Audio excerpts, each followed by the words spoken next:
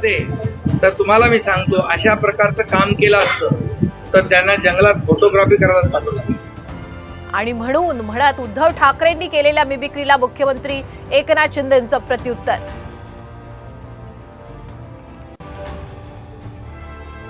समर्थन नाही पण ऍक्शनला रिॲक्शन पाहायला मिळाली।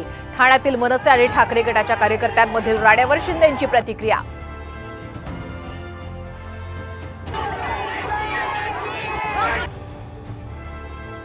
मंत्रिपदाची आस लावून बसलेल्या आमदारांची महामंडळावर होणार नियुक्ती।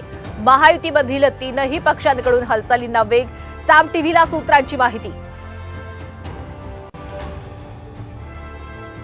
आज मराठा आंदोलक जरांगेंची शांतता यात्रा पुण्यातील काही रस्ते वाहतुकीसाठी बंद।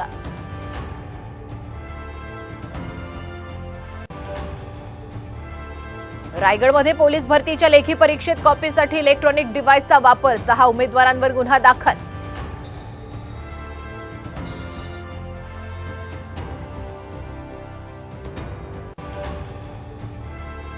कुस्तीपटू विनेश फोगाटच्या अपात्रतेसंदर्भात क्रीडा लवादाचा 13 ऑगस्टला निर्णय। रौप्य पदक देण्याची फोगाटची मागणी।